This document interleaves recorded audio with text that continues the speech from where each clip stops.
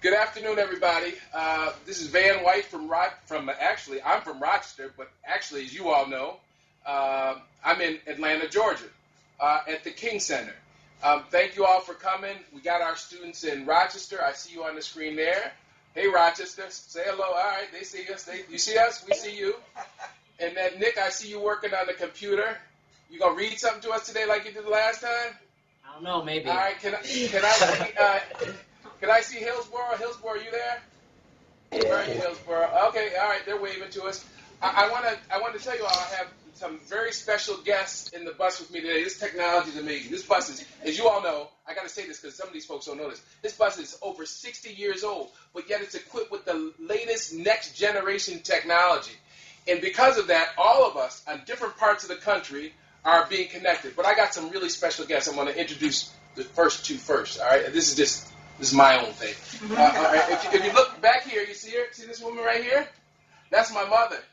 Say hello to Anna White. That's my mother. Say hi, Mom. Say hi, Mom. Hey, hello. Mom. Hi, Mom. How you doing, Mom? All right, and let me tell you something. My mother is a trailblazer. She's not Rosa Parks, but she's her own kind of trailblazer. One day, I will invite her to your class, and she'll tell you some real stories. But she lives here in Atlanta. And then I want to introduce you, because, you know, this is my bus. I can do this. I want to introduce you to my big sister, Dee. Hi, guys. Everybody wave hi to Dee. Hey. I'm sure some of you all have big sisters, so I got to act right today, or else I get in trouble. But I have a really, really special guest, and this is Mrs. Harrison. It's Barbara, right? Barbara Harrison. She is from the King Center. Now, before Barbara begins to talk, I wanted to tell you all know this from Rochester because we've had the bus at your school. By the way, that's School Without Walls in Rochester, New York. Okay. You folks from Rochester know this. You folks from Hillsborough will get to know this because we're making our way there. You're our next stop. But she is sitting in the seat that Rosa Parks refused to give up her seat. So it's particularly appropriate, given her work at the King Center, that she begin her talk in that seat, which, by the way, I think you guys in Rochester know, was known as No Man's Land. So, Ms. Harrison is going to tell you a little bit about the King Center, and I'm going to shut up. Ms. Harrison? Okay, good morning. And I just want to say this. Good morning. Okay, it's a great pleasure. I consider this a great honor to be a part of this project. I didn't know anything about this until Mr. White shared with me about the work that he was doing, especially with your schools, and that you were involved and that you started this project in January. So I can say to you, I've been with the King Center over 30 years, and these are the kinds of things that Mrs. Coretta Scott King, who founded the Martin Luther King Center, this is the kind of thing she envisioned. Because as you have started to study, and many of you maybe read, some of you may be more advanced than others to understand about Dr. King's work, and even reading his I Have a Dream speech, you recognize and you see a lot of the things he talked about were very futuristic. He talked about the past, but he also talked about things he dreamed about that would come in the future. And I can actually say these kinds of things are the kinds of things that he was talking about, where you can have people to come. You're talking about diverse groups, and especially young people, to be able to come together and to be able to have times that they can share and learn and exchange, and to be able to do that in a civil way, in a way that's not violent. So I'll share a little bit about you with the King Center. Ms. King, like I said, she started the King Center in 1968. At the time we started it, it was for education, research, and training. She wanted people to understand that, as many of you are very young, but I think you've seen some of the signs and you've heard during the King holiday, because most of your lives you have been a part of us having a Dr. Martin Luther King holiday. That was not always the case. She had to fight very, very hard along with many others to make sure. But the reason she wanted that to happen, she said she didn't want people just to celebrate Dr. King. She didn't want them just to honor him, but she wanted people to read Dr. King. So you could then understand what he was talking about when he talked about this world where the community. And the beloved community consisted of all kinds of people. Your people in your classroom, just look around. You have people from all different kinds of backgrounds. You have people with different interests. But look at each other's schools in Florida, New York, and all over. You have people that have a vast amount that they can contribute to society. And we need to celebrate those rather than find ways to have isolation and separation. And that's what this bus is. So I am just really amazed. And I'm going to go back. I have to go to a meeting shortly, and I'm going to share about the good work that you all are doing so that they will know you found a way to cross over. And you didn't let barriers of space, not having funds, not being able to necessarily get in your bus, your car, plane, and travel to all those places, but you found a way to connect with each other by using technology. Now, we didn't have this in Dr. King's era, but he was forward-thinking enough that he envisioned a time. He said that people, if they become creative, they can take that creativity and find ways to celebrate what do we have in common. We can look at all the ways we are different, but what about the commonalities? I mean, we have basic things. You come from families. Mr. White just shared with us. He has a mother. He has a sister. I have mother, parents, sister, brother, siblings. You live in communities. We have a lot more in common than we do differences. Why not spend some of that energy learning about those things and see what we can do to really address serious problems? A lot of schools, unfortunately, we come across all the time, where they say in schools they have problems with absenteeism, with a lot of bullying, with people being feeling isolated, with people being targeted for whatever differences. Those are things that Mrs. Coretta Scott King said. The young people will have the answer. They have the answer. We have confidence in you, and at the King Center we do.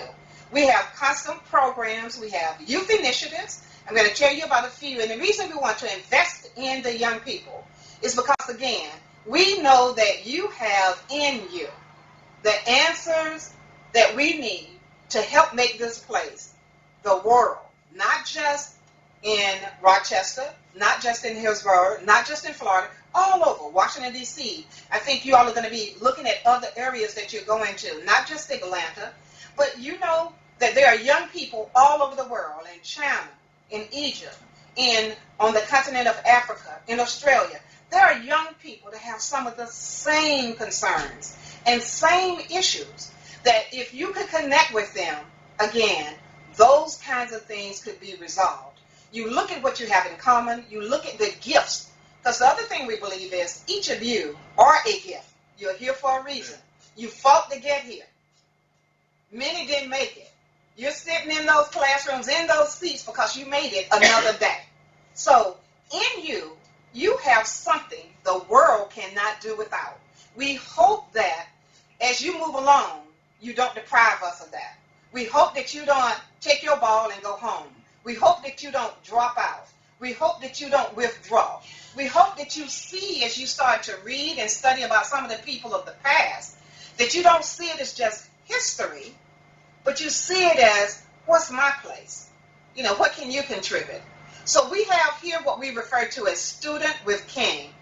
It's an opportunity for young people locally and across the nation, because we have it from school year 2016-17. We have those dates. We have one twice a month, and we have sessions 4 times a month in February and once in May. Now, you can travel to come to this. It's an opportunity. What we do, we invite students to come and have an opportunity to listen to a King family member or an extended King family member, and then people from the movement.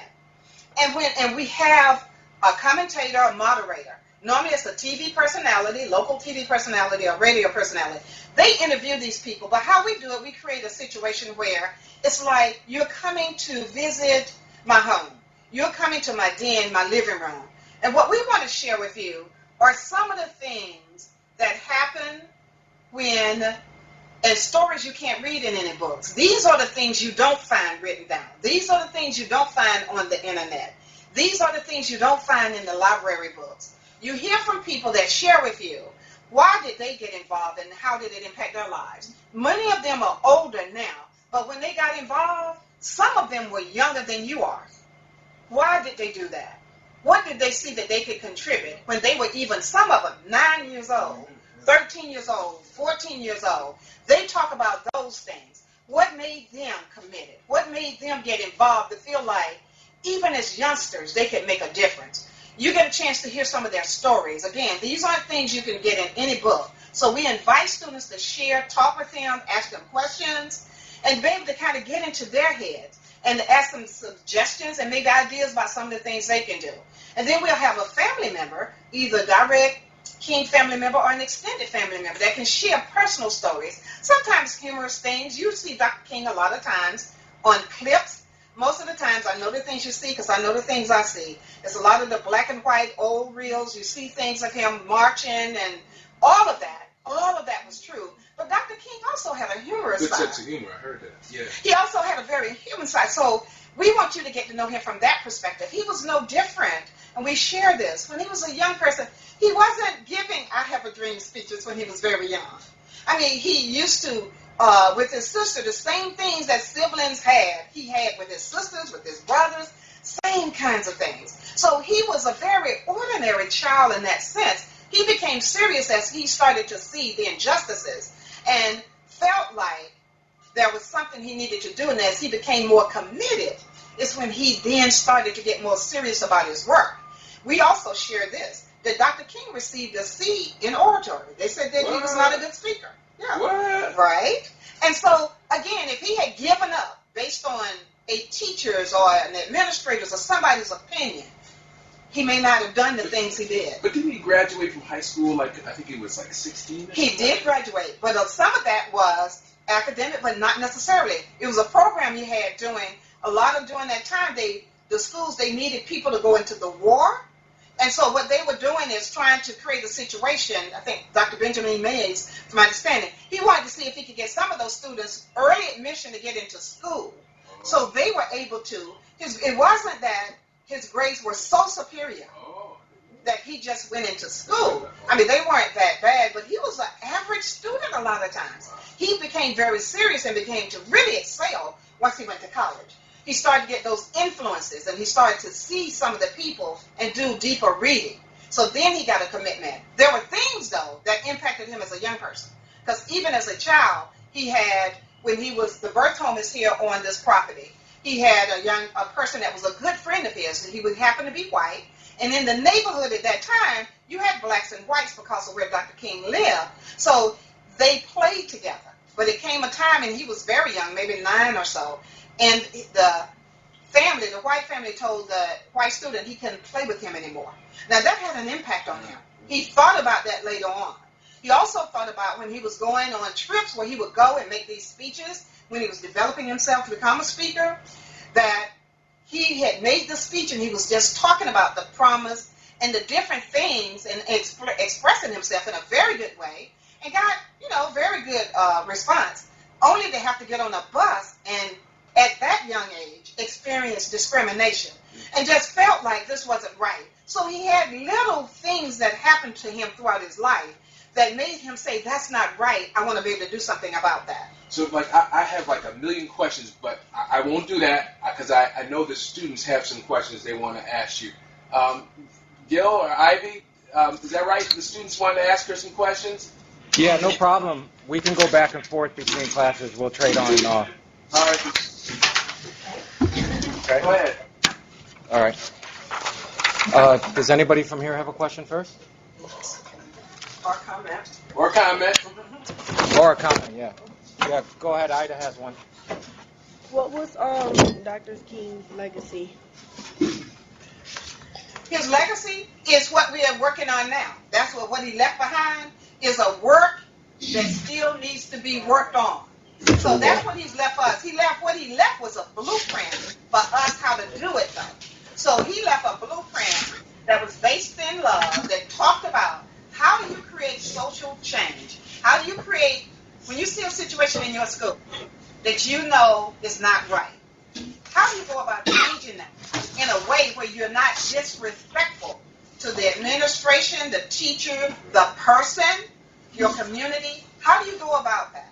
So Dr. King left us with many, many ways and methods. That's why we study him. We have a camp, just so you know, for 13-year-olds to 18-year-olds that we're having. It's a 2-week camp that we have in June, and it's every year. You may want to plan to try to come to that camp. It's developing leaders emerging leaders. But what we do is take Dr. King's philosophy, so we pull it out of all the historical and the back in the day. You take that information, read it, and see, how do I apply that to my life now? How do I apply that so in my classroom, I know how to deal with the situation before it erupts to violence? How do I deal with that with my sibling, my sister, my brother? How do I deal with that when I have a disagreement or something with my parent? All of these things is dealing with day-to-day situations that you're going to have because you're living. And how do I deal with things in my community? But I deal with it in a nonviolent manner. But I also deal with it that cause a positive result. How do I do that? So his legacy is he left a blueprint for us to look at and to study and to learn more about so that we can do it long before people talk about marching and doing things all over the world. That's great. But what are you doing in your home? What are you doing in your neighborhood to make a difference? What are you doing in your synagogue, your mosque, your church, your temple? What are you doing there to make a difference? So that's what he left behind. All right, Florida. What you got, Jefferson? All right, who wants to go? Someone did have their hand up for a while, then okay, all right, go ahead, Mr. Hey, Ivy. Yes. Why do I think like you all got more students there? Has your class increased in size? What happened? It did, and Mrs. Harrison and everyone, thank you again for this opportunity. I'm Ms. Washington, and at Jefferson High School, Hillsborough County, we did start, of course, being invited along this, again, wonderful class. We started first semester with only about 17 students, and it was such a great experience, we wanted to be a part of it again, so we did that. Using my African American history course, and the students in this class, they have joined us in learning about civil rights. So originally started with 17, but our class has grown. We have 30 students. All right. Yes. Okay, we're going to hear from one of our students. Michaela? Okay, so another question would be, like, it says, does the King Center educate people about other civil rights leaders? Yes, we absolutely do, because one of the things that we do and have always done, and Dr. King did this, so what we do is emulate him. Dr. King never took everything, said, I started it, I'm the all, and it's with me. If you notice, what he was always about is developing leadership. And we're reading a book now, and our staff, that we're learning about, so you can understand about different styles of leadership. So with Dr. King, he was always making a place. So what we do is we recognize there were other leaders, there were other people, there were other organizations that went before us, that worked beside us, and that have come after us. So we absolutely talk about and discuss and help put it in context so people understand. Even though you see Dr. King, he did not see himself as elevated above and beyond. He also recognized that what he was doing it because there were so many foot soldiers, and that there were people making the way for him to be able to get up then and to make that speech. They had walked the walk. They had taken those beatings. They had gone to jail. So we talk about all of that so that we share, so people can understand. It doesn't have to be a road by yourself. It is not who's just out front. It's how many do I bring along with me? And it's a lot that can be included in that circle. We want to go back to Rochester. What you got? Got a good question? Yeah, no problem. Thomas, I'm Thomas. I want to know what personally intrigued you into the ideals of Martin Luther King and the civil rights movement as a whole. Hey, Ms. Harrison, I got to tell you, you talking about developing leaders. That young man, Thomas, I see him in a lot of stuff. He's really involved. So that is one of the future leaders. And I know there's others in that room, too. But I see Thomas at nearly every damn meeting I go to. So Thomas is one of the leaders. All right. I'm sorry, Thomas. All right. So that's a good report, Thomas. So, and I'm sure there are others in the room, like you said. So, but that is. But, so your question to me, okay, I'm sorry. I got lost in all of those accolades. Okay, say it again. And if you can be brief. I said what personally intrigued you into the ideas of Martin Luther King and the civil rights movement as a whole. I can tell you what really intrigued me, a couple of things. When I came to the center, like I said, I came to the center about 30 years ago. And I was not looking for a job. somebody invited me, and they kept asking me to come and apply for a job. So I eventually came and applied. I was not interested in working at the King Center. I knew very little basic stuff about Dr. Martin Luther King, but not a lot. And so for me, it was just going to be a job, and it was a job I wasn't even interested in. I was just doing it as a favor. I had an opportunity. My interview, believe it or not, was with Dr. King, Martin Luther King Jr.'s sister. She was the vice chair of the Christine King family. Okay. She's the only immediate living sibling now. Right. So Dr. Christine King Ferris, I interviewed with her, and the interview went very well to my surprise. I had a job, so I had no intent of getting a job. They offered a job, and I accepted, to my shock. I had no idea. But the thing that was the turning point for me is when I had an opportunity to meet Coretta Scott King also. And what I saw in Miss Coretta Scott King, I think many of you have at least seen her picture so you can recognize her. And people talk about her outward beauty. Mrs. King is stunning. That's with makeup or without. She is a very beautiful person, just naturally. So, but the thing that got me about her was, and that changed me, it started me on this whole change. What I saw on the inside was so outshone. She was beautiful, but the inside, she was a caring person. She was a dedicated person. She was someone that believed, whether she was married to Dr. King or not, that he truly had a purpose and that what he did for the country was needed. So she respected him not just as her husband. You expect a wife to love her husband. But beyond that, she believed in him and his cause. With that belief and with that commitment, I saw in her where she would work all day, the first one at work, the last one to leave, to fly all over the country, get off a plane, and then come to the center at 6:30 at night and stay there till 12 o'clock because she was so committed. Time and time and time again, inviting us into her home. Those were the things that, because then I started to see the real person and got a chance to understand Ms. King was dedicated and committed to peace and civil rights long before she met Dr. King. It was those kinds of things that continued to deepen my belief because she had such a belief that if we applied what he talked about, not just talk about it, but if we truly studied him and applied it, the world would be a better place. She convinced me. And so that started my kind of change and being open to read more and to understand. I'm a total believer. So we're going to go back to you, Ivy, but I got to ask this question. Ivy, just let me ask her this question. What's it been like, briefly, because I want to make sure we get to them. What's it been like since she passed away, Miss King? Because you all know Coretta passed away. How long ago was it? It was 2006, I think it was. What's it been like? And y'all may have been thinking about asking this question, but I got to know, what's it been like since she's been gone? Well, she left such a... someone asked earlier about Dr. King's legacy. Yeah. Ms. King also left a legacy. So it's been difficult. I really, really miss her presence because it was unique. So it's not something that could be replaced. Right. So nobody's tried to replace that. But what we have tried to do is continue what she wanted. This is part of that, believe it or not. Because she would talk about, reaching out, and she really would listen. So when she was in the presence and she wanted to have young people around, because she wanted to hear what you had to say.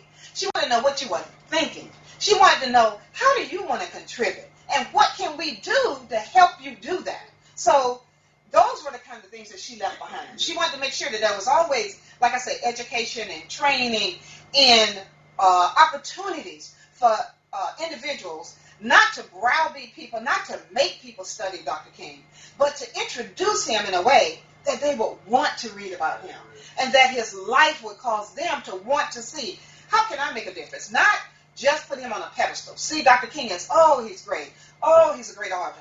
Oh, he did all of this. Dr. King, Dr. King, Dr. King. Her thing is, that's great. Where are you in that? I see you in that. I see your possibilities in that. I see you doing some things that we can, again, you have something, because you are here for a reason. You have something, I don't care if nobody else has ever told you, or if everybody overlooks you. You have something in you that you are here, and you made it through because we need that. And what we want to do is encourage you and keep touching you so that if you're a person that's shy, if you're a person that, well, nobody really, knows my voice. So people say I don't do this, I don't do that. What we're saying is we see the possibilities. And that's how she was. And so I can actually say that's the legacy. That's what she's left. And I miss her, but her work goes on. Ivy, you got a question there? And Ivy and Gil, can you keep track of the time? Because I don't have a clock in here. We got all this technology, but I don't have a simple clock. So you guys need to let me know. 11 o'clock. Okay. What So I time have a few more questions. She can take a few more questions. Okay, no problem. Okay, Joe. Okay, so my question is, what obstacles has the King Center faced in trying to keep Dr. King's dream alive? That's a very, very smart question. Glad you asked that. There are a lot of different things. One of the things I can actually say is funding, because people are under assumption that I guess we have all this money. The King Center has to raise money like any other. We are a non-profit organization, so that means, we don't sell trinkets to make money. Like, we don't have a product that we can sell some books. We do have that as a bookstore and resource center, but that's not our goal. Our goal is to educate and to help educate people so they can be transformed. So to do that, we have to have funds to do it. So I would say funding is always, like any other nonprofit, a key thing that we are always challenged. And then the other thing is to make sure that we remember Dr. King in the right way. And I'm going to use a word that some of you may know and some of you may have to look up and some of you may want to discuss. We want to make sure we don't sanitize Dr. King. We want to make sure we don't make Dr. King something he's not, which, it's like it's popular to follow Dr. King now. When Dr. King died, he was one of the most hated persons in the world. We don't want to lose sight of that. And the reason is because he wanted change, and he wanted to do it in an unorthodox way, without violence. And we don't ever want to lose sight of that. So he challenged the status quo. And so at the time, that wasn't popular. It's popular now. But what we want to make sure is that people read Dr. King, not just what somebody said about him, because people can rewrite history. But if you read his words, you get to know him. So you don't have to have someone to tell you about him and start making their agenda his agenda. That's what we mean. So we work to make sure that people are reading Dr. King so they can get in his mind. So you don't have to tell somebody read and say Dr. King believed in this or Dr. King did this. And if you read it, you would say, no, that's not what Dr. King believed. All right. Rochester, can you take one more question? Mm-hmm. All right, we got one more in Rochester.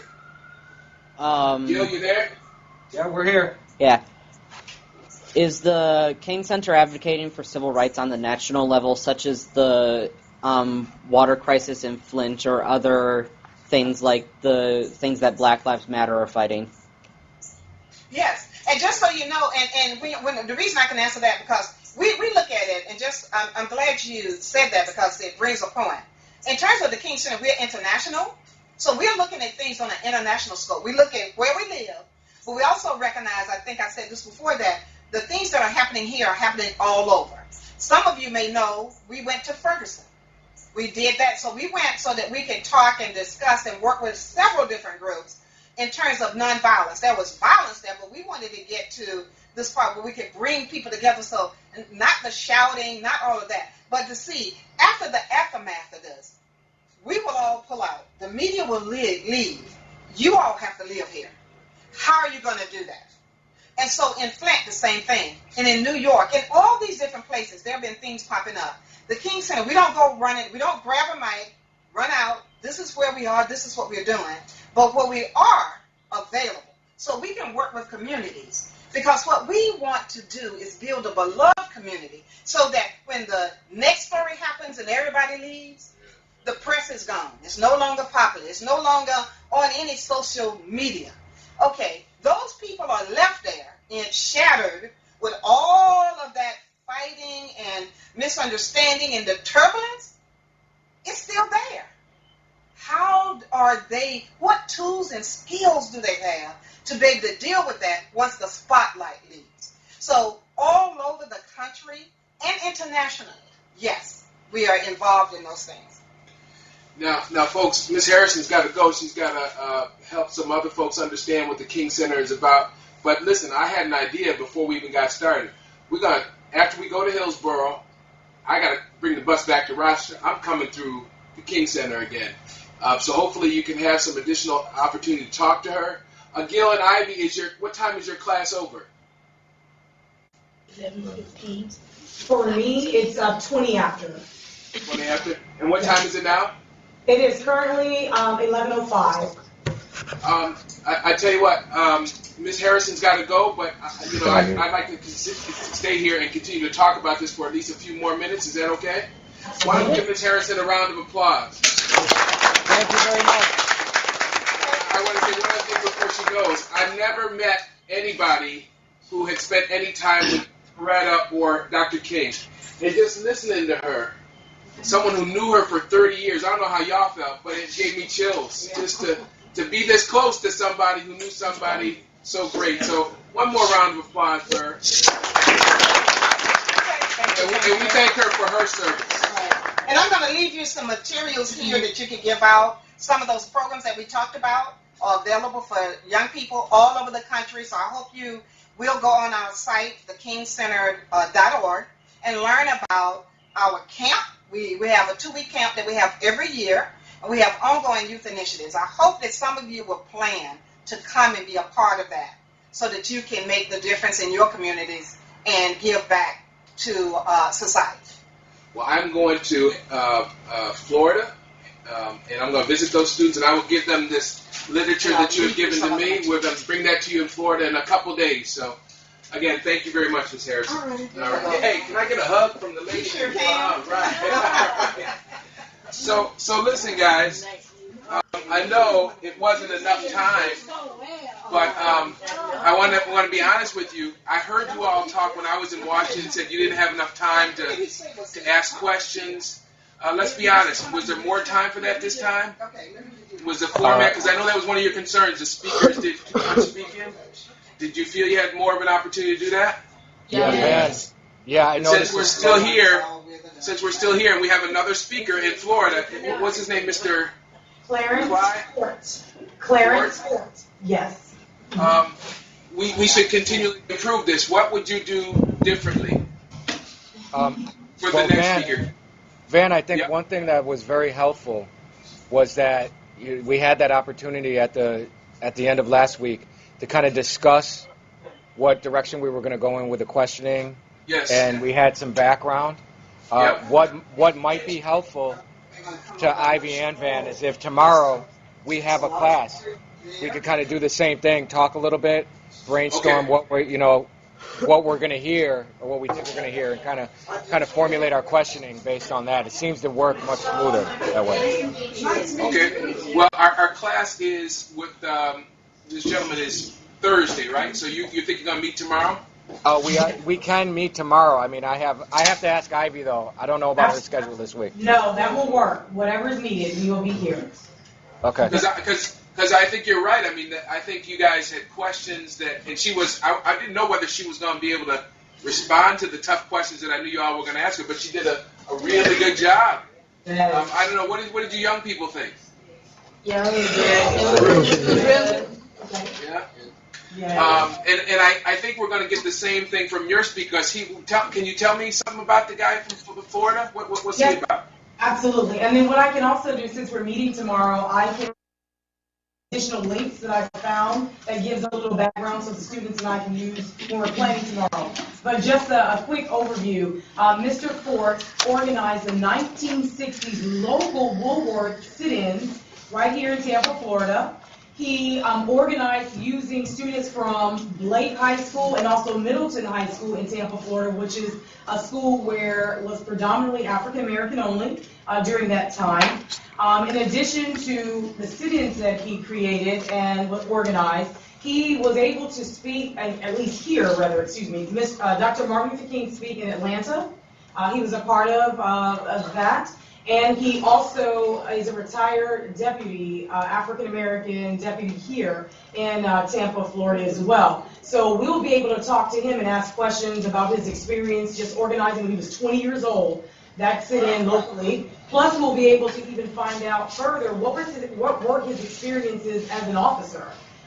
In his, he did that for over 30 years. So what did he experience? What were some of his obstacles? And I'm sure he faced many.